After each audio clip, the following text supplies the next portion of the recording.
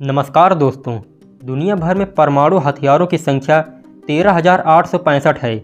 इस समय दुनिया में 9 देशों के पास परमाणु हथियार है, जिनमें रूस, अमेरिका, चीन, France, Britain, Bharat, Pakistan, Israel और नॉर्थ कोरिया शामिल है। आज दुनिया में जितने भी परमाणु हथियार हैं, इनसे धरती को 50 बार बर्बाद किया जा सकता है।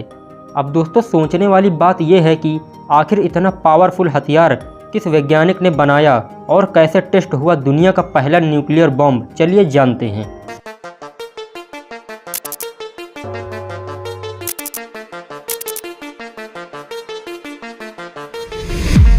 16 जुलाई 1945 को दुनिया के पहले परमाणु बॉम्ब का टेस्ट किया गया था। इसका कोड नेम ट्रिनिटी रखा गया था। इसकी कमान वैज्ञानिक जूलियस रॉबर्ट ओपेनहाइमर के पास थी। आखिरी सेकंड तक ओपेनहाइमर बुरी तरह नर्वस थे।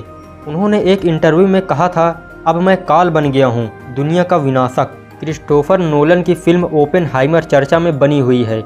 लगभग 3 घंटे की ये फिल्म दुनिया का पहला परमाणु बम बनाने वाले साइंटिस्ट जूलियस रॉबर्ट ओपेनहाइमर की स्टोरी पर बेस्ड है। मूवी में ओपेनहाइमर का रोल सिलियन मर्फी ने निभाया है। ओपेनहाइमर काफ़ी रईस परिवार में पैदा हुए थे, लेकिन उनका जीवन सादगी से भरा था। ओपेनहाइमर जिस समय अपना अकादमिक करियर मजबूत करने में लगे थे, तब उन्होंने बाकायदा संस्कृत सीखी। असल में ओपेनहाइमर गीता के अनुवाद की बजाय उसके मूल स्वरूप को ही पढ़ना चाहते थे। ओपेनहाइमर ने गीता के श्लोक का ही जिक्र एक इंटरव्यू में किया था। उन्होंने कहा था, मैं अब काल हूँ, लोगों का विनाशक। रॉबर्ट ओपेनहाइमर का जन्म 22 अप्रैल 1904 में न्यूयॉर्क में हुआ था। वो जर्मनी से आकर अमेरिका में बसे यहूदी अप्रवासी के बेटे थे। ओपेनहाइमर परिवार का कपड़ों का कारोबार था, जिससे उन्होंने काफ़ी दौलत शौहरत कमाई। ओपेनहाइमर ने 1925 में हार्वर्ड यूनिवर्सिटी से केमिस्ट्री में बैचलर डिग्री हासिल की। इसके बाद 1927 में जर्मनी की गोटिंगन यूनिवर्सिटी से फिजिक्स में पीएचडी की। पढ़ाई पूरी होने के बाद ओपेनहाइमर कैलिफोर्निया यूनिवर्सिटी के फिजिक्स डिपार्टमेंट में बतौर रिसर्चर जुड़ गए। आगे चलकर 1936 में वो यहाँ के प्रोफेसर बन गए। अब दोस्तों, जान लेते हैं क्या था मैनहट्टन प्रोजेक्ट। ये वो दौर था जब सेकेंड वर्ल्ड वार शुरू हो चुका था।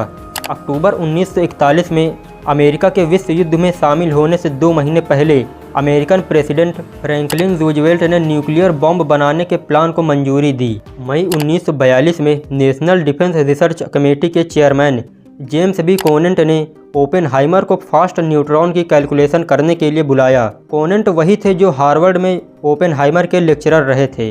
जून 1942 में अमेरिकी सेना ने परमाणु बम प्रोजेक्ट के लिए मैनहट्टन इंजीनियर डिस्ट्रिक्ट बनाया। सितंबर में जनरल लेस्ली ग्रोव्स को मैनहट्टन प्रोजेक्ट का डायरेक्टर बनाया गया। उन्होंने सीक्रेट वेपन लैब संभालने की जिम्मेदारी ओपेनहाइमर को सौंप दी।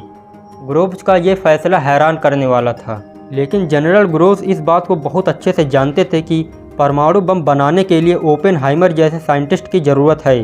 जनरल ग्रोव्स ने ओपेनहाइमर में ऐसा कुछ देखा था जिसे बाकी लोग नहीं देख सके। बाद में ओपेनहाइमर और जनरल ग्रोव्स ने फैसला लिया कि उन्हें एक दूर जगह पर रिसर्च लैब बनानी होगी।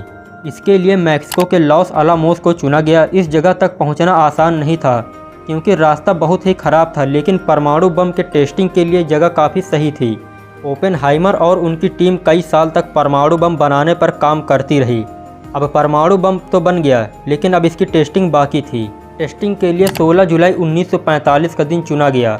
ये टेस्ट न्यू मैक्सिको में अलोमो गोर्डो के पास होना था। ओपेनहाइमर ने इस टेस्ट का कोड नेम ट्रिनिटी दिया था।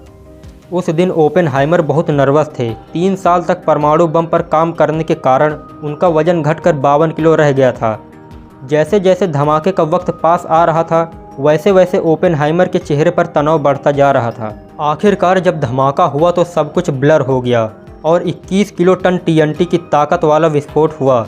इसका झटका 160 किलोमीटर दूर तक महसूस किया गया और यह टेस्ट सक्सेसफुली हो गया। सालों बाद एक इंटरव्यू में ओपेनहाइमर ने बताया कि धमाके के बाद उनके मन में गीता का एक श्लोक आया था। ये श्लोक था, मैं काल बन गया हूँ, दुनिया का विनाशक। ओपेनहाइमर ने कहा, हम जानते थे कि दुनिया पहले जैसी नहीं रहेगी। परमाणु परीक्षण वाले दिन ओपेनहाइमर के साथ उनके भाई फ्रैंक और ब्रिगेडियर जनरल थॉमस फैरेल भी शामिल थे। फैरेल ने उस दिन एक जिक्र करते हुए एक इंटरव्यू में बताया था, ओपेनहाइमर पर बहुत दबाव था। आखिरी सेकंड नज़दीक आने के साथ साथ उनके चेहरे पर तनाव बढ़ता जा रहा था। वे मुश्किल से सांस ले पा रहे थे। आखिरी कुछ सेकंड तक वो सामने देखते रहे। जैसे ही विस्फोट हुआ तब जाकर उनके चेहरे पर राहत दिखी। फिर उसके बाद दुनिया ने देखी तबाही। जुलाई 1945 में दुनिया के पहले परमाणु बम का सफल परीक्षण हो गया और अगले ही महीने अगस्त में दुनिया ने इसकी तबाही भी देख ली।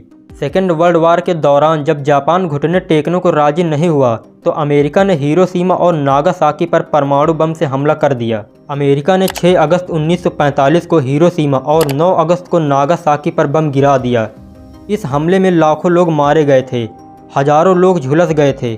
जब बम गिरा तो ज़मीन की सतह का तापमान 4000 डिग्री सेल्सियस तक पहुंच गया।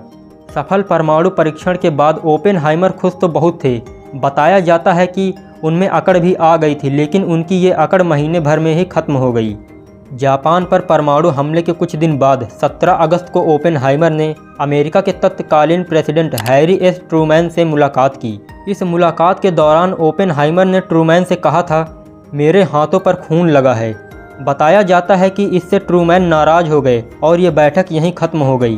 बताया जाता है कि परमाणु हमले के बाद ओपेनहाइमर आम लोगों से दूर रहने लगे। उन्होंने लोगों के बीच आना जाना कम कर दिया था। चेन स्मोकर होने की वजह से उन्हें गले का कैंसर हो गया था। 15 फरवरी 1967 को ओपेनहाइमर कोमा में चले गए।